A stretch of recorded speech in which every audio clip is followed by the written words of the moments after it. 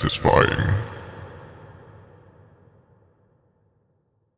We'll launch the show by talking a bit about you, Lolthulhu, or Okay, let's Lolthulhu. rewind it all the way back to 2017, baby. I think earlier. I count 2017 because that's when I made a Discord and like actually started caring about it. At first, I had accidentally hit the share button on my PS4 controller, and it's like broadcast on Twitch, and I was like, oh, this thing can stream. Cool, we're doing it. And it went from there because Warframe community is really nice to streamers. And what a ride. The friends, the opportunities, even starting out, like the crazy games I would have never even heard of. The tangible and positive impacts on people's lives. Like, what? What? Some of the best friends I have in my life are from Twitch. It's been an experience, and it's been really good. I'm a streamer. I do that. I like Dungeons and Dragons and all video games. I love my plants and my cats. And your wife, and my adorable wife. Is it in that order? No. Okay, just checking. No, because I said plant first. So even if it was the correct order, it would still no. So everyone knows cats come before plants. Come on. I try to just focus on like a genuine experience of just enjoying playing games, because that's what I like to watch the most on Twitch, and I like to try to produce things that I would enjoy myself and am proud of. Do a lot of that, make a lot of friends. I try to pay forward all the immense kindness I received from 30-something nerds back in the 90s when MMOs had just come out, to a new generation of kids that have way more crazy stuff to deal with than we ever did. I'm glad we didn't have TikTok. Oh god! Like, whoa, that would be killer. What a world! What about Vine though? Because did you like Vine when that was about? It was. I mean, I didn't like download it, but I enjoyed some of the Vine compilations that people later uploaded to YouTube. Like the same way I enjoy TikTok, like secondhand or third-hand curated by someone, so I didn't have to watch any of it. You don't have to sort of sleuth through all the crap to get to the good stuff. They've already done that for you, basically. Mm-hmm. There is high demand for Fatty Talk, my cat named Fatty. He's the real star of my channel, and so there might at one point just be, because he's just a clown. Like everybody's like, "Oh, my cat's like a dog," and like, no, you don't even know. This guy will follow you around and yell at you, and like sit on your chest in the morning, like meow, and like he enjoys being picked up and squeezed. Like he's not a cat at all, and he's gonna have a TikTok, but amazing. I probably won't. Good time. So talk to us a little bit more about, because I think this is a really interesting story, about how you basically started streaming by accident. So you accidentally started streaming to PS4. Do you remember roughly how long that stream was? Like, would you be a streamer now? You have to make it count first. Yeah, probably. Because I had already sort of been exposed to Twitch by like trying to find YouTube videos about new games that didn't annoy me, and at the time, I think most YouTube videos that weren't commentless long plays annoyed me. And then I was like, oh look, here's a website where you can find live long plays with less commentary, or at least, the live interaction thing. It's a fine trade-off. They're lovely people, I'm one of them now. We're all right once you get to know us. And so there was already sort of the seed there. But that was what I was like, oh, okay, might as well go make an account. I am going to just be sitting here playing Warframe for 8 hours today. Let's see how it goes.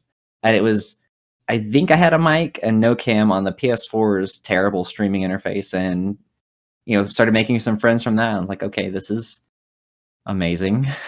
And would you say it's Warframe that kind of gave you a springboard to kind of where you are now, or did you sort of break through, come through from something else?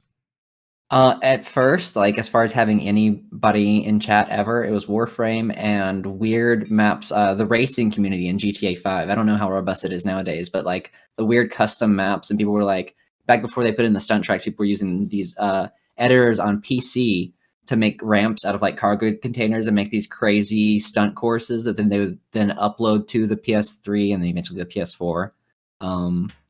A lot of fun friends with that. A lot of people who are serious about video game racing, which was just interesting as the the token idiot of the group. Like, okay, yeah, sure. Especially if I beat one of them. Great time. And then I would say if I had another breakthrough, it would be probably Undertale.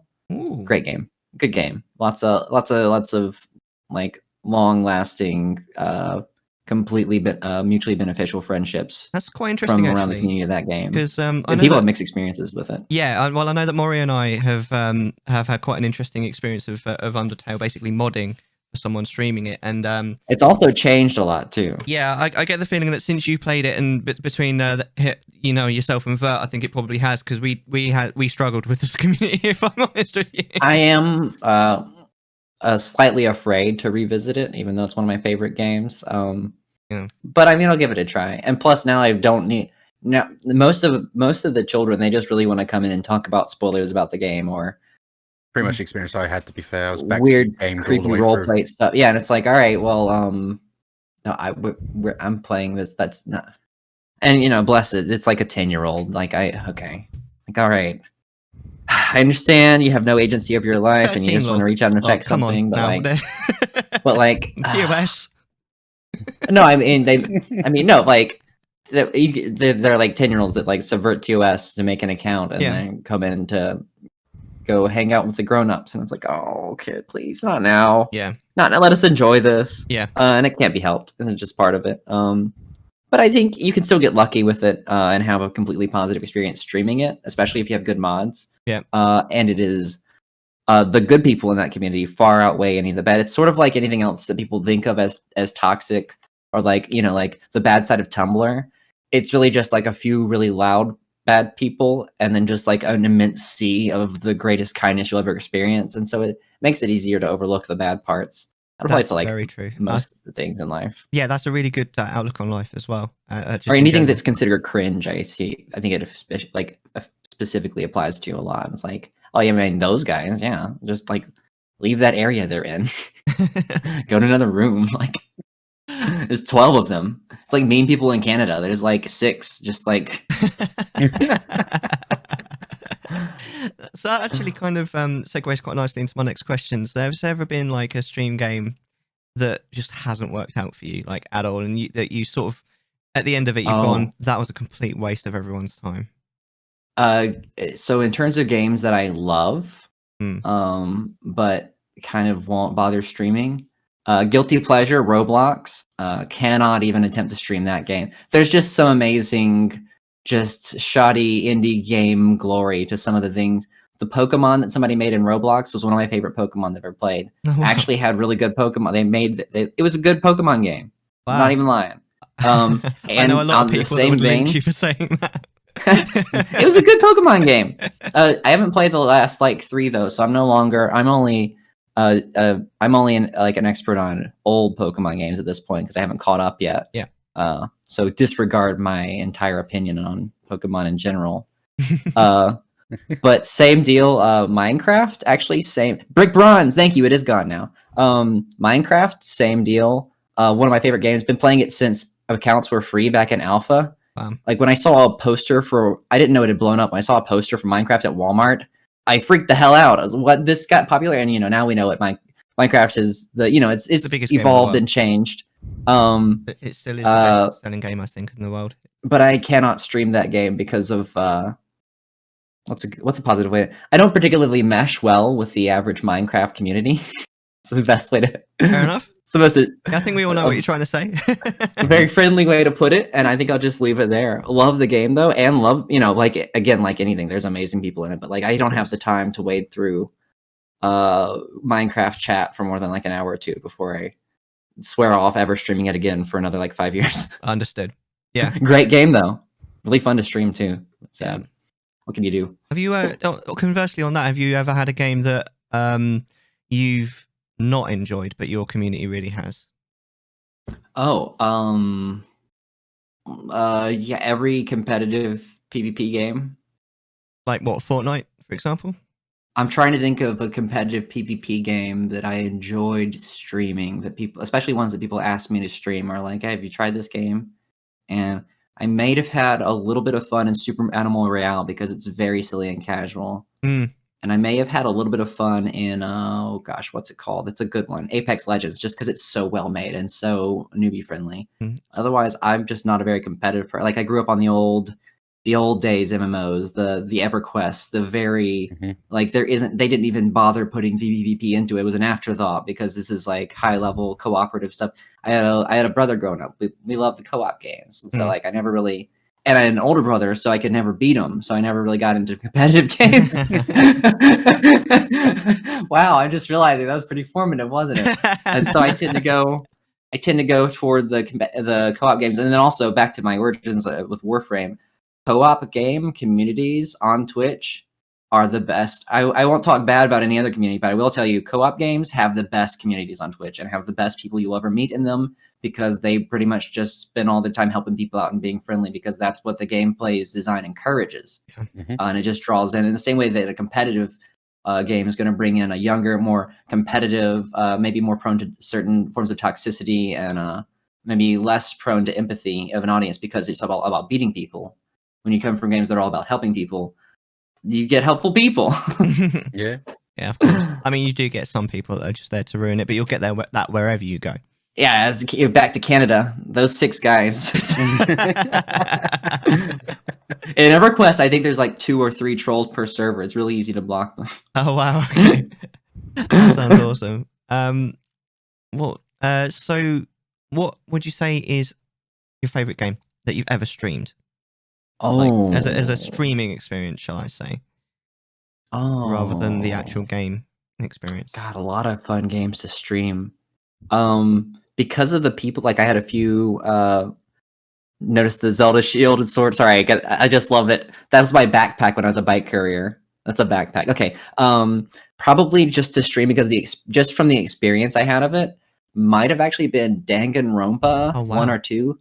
Just because I had some friends from the viewership that really wanted that gameplay and like were really good about protecting from spoilers and like being like, oh, look at this, and like we got into deep about like I love a good detective story. And we got in deep about like theorizing and like when I would like secretly call something like 2 hours before it happened in game, and the characters would slowly work their way toward it. A great experience. It was like doing a Nancy Drew thing, but like with a bit of a make your own adventure thing with friends doing it along with you. It's like mystery dinner theater with friends. Great experience.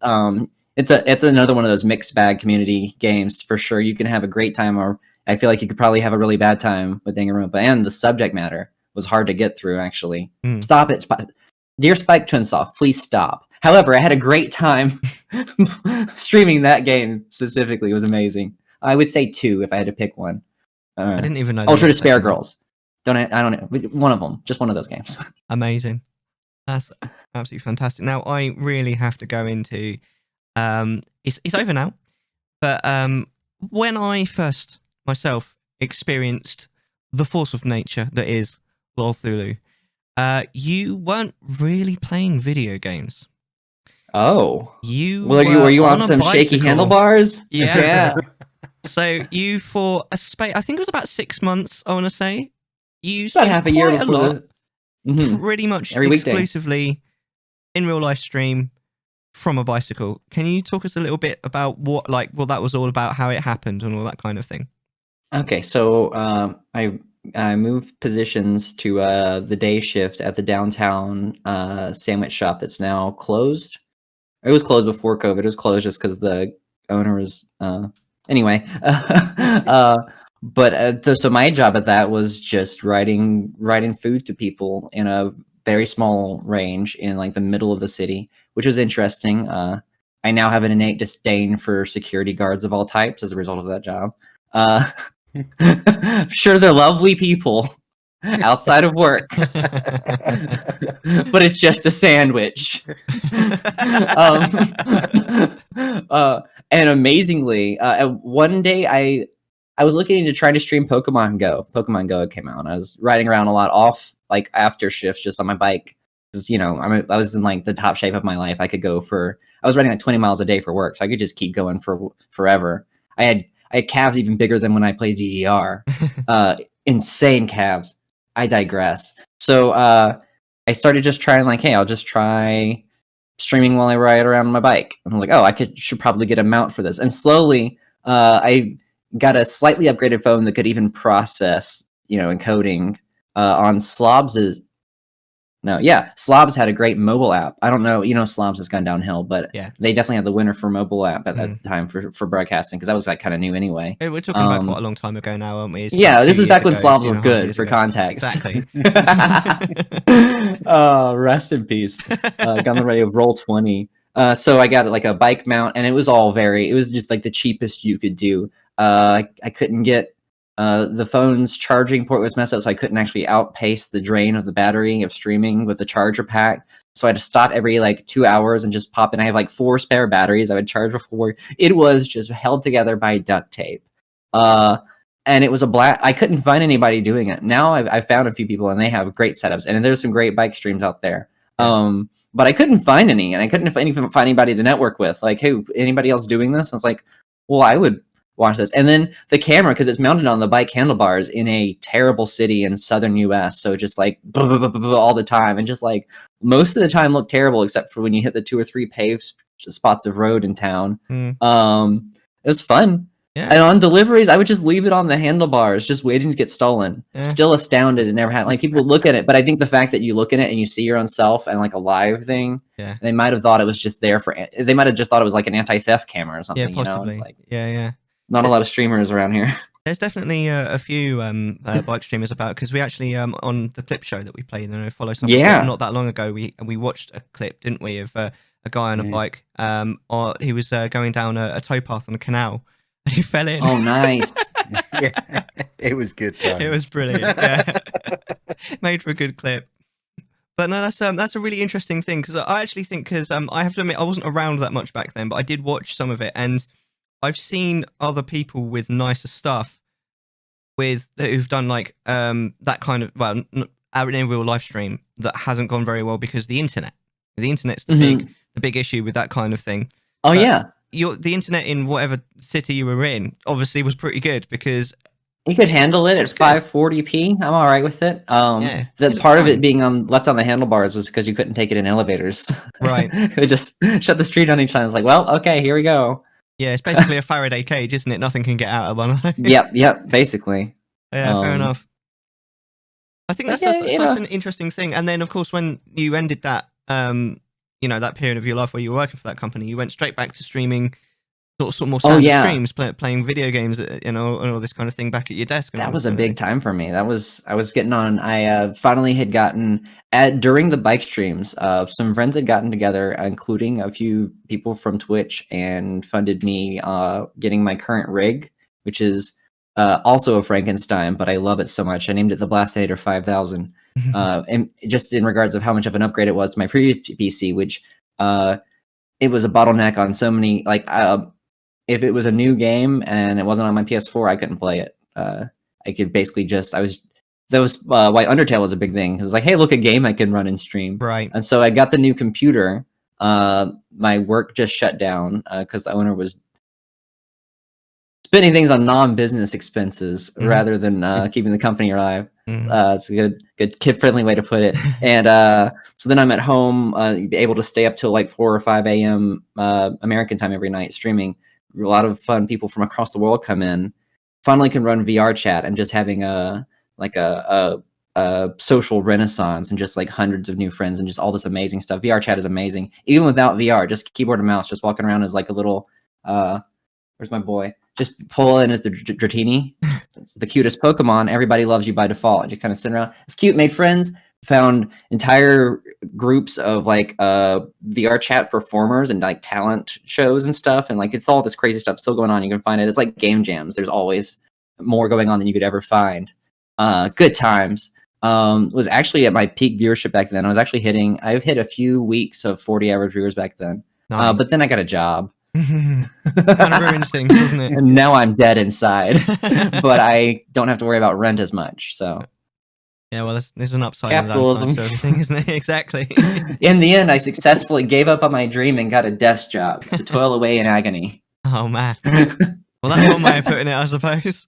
I mean, I got a job now. I'm financially stable, is what I was trying to say.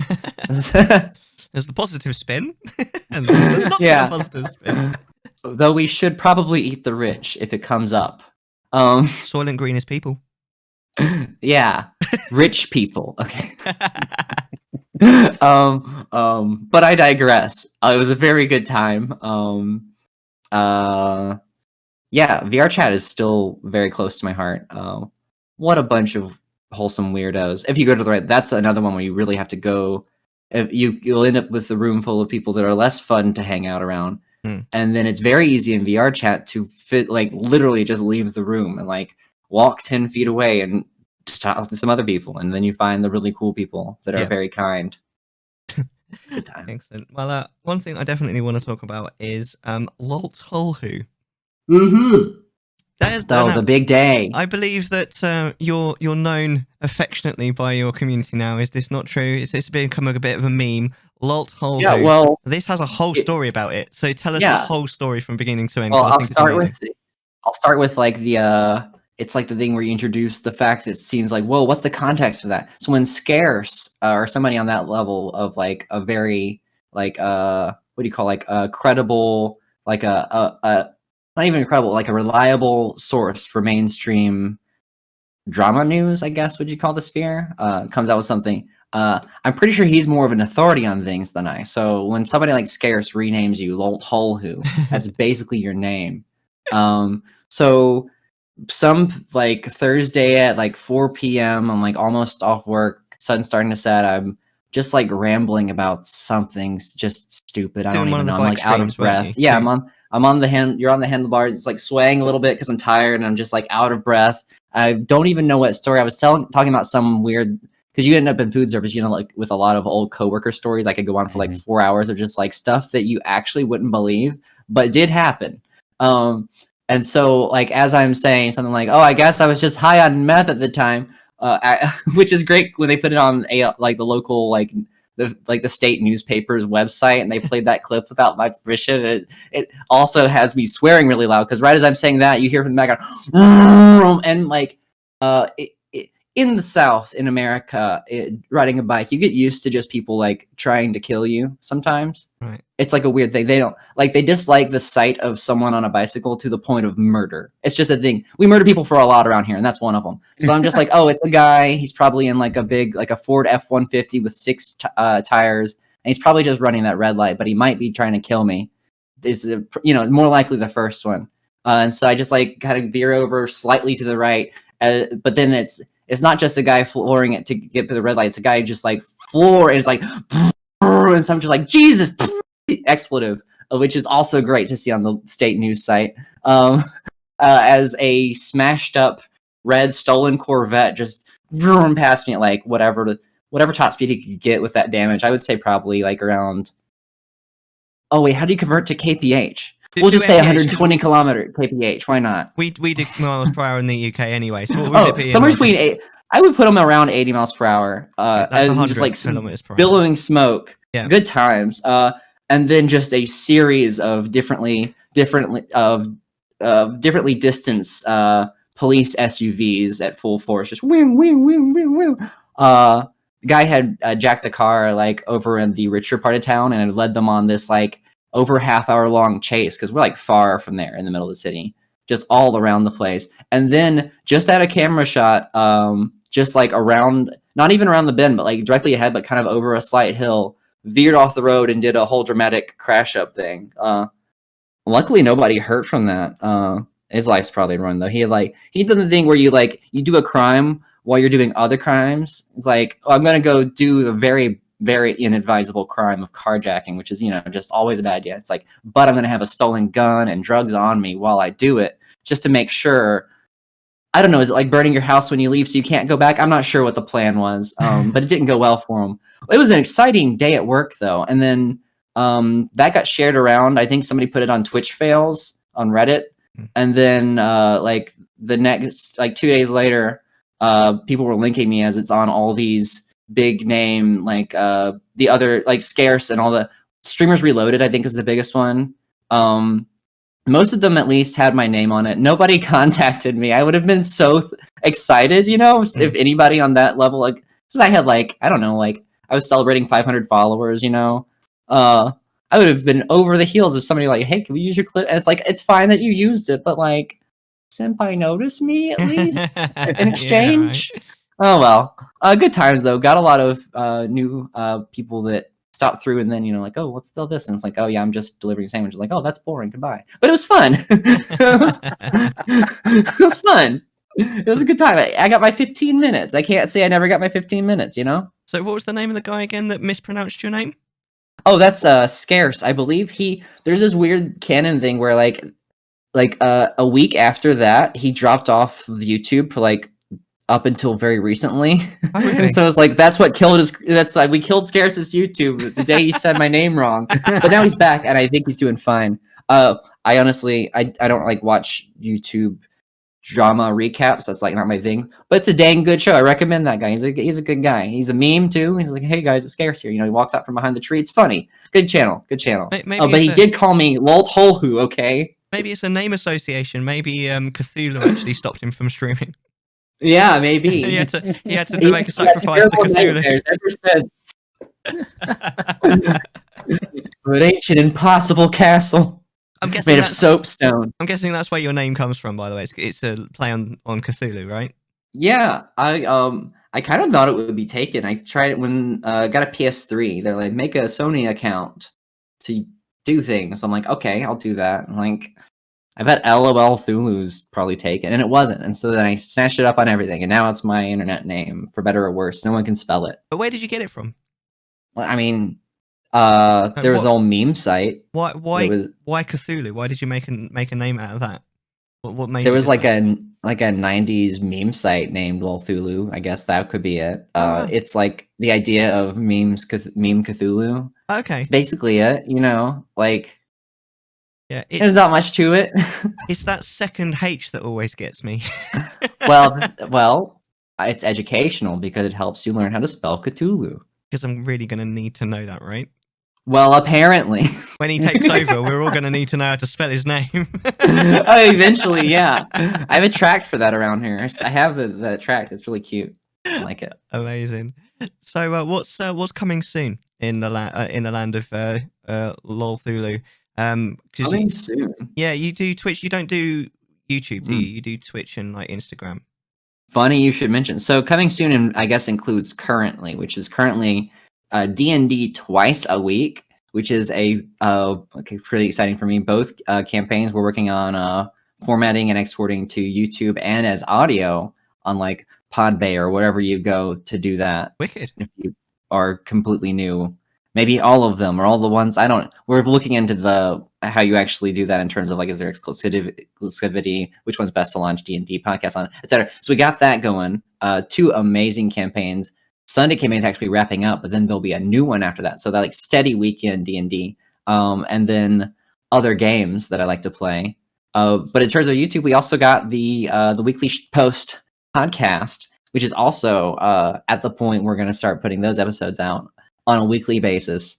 So that's probably my biggest 2 coming soons, other than like games I'm excited to play. I have like 100 games I want to play at least that I already own that I haven't gotten around to, and I just beat The Last of Us 2, so I've beaten a game, and that's the first step to starting a new game. Yeah, so it's pretty good.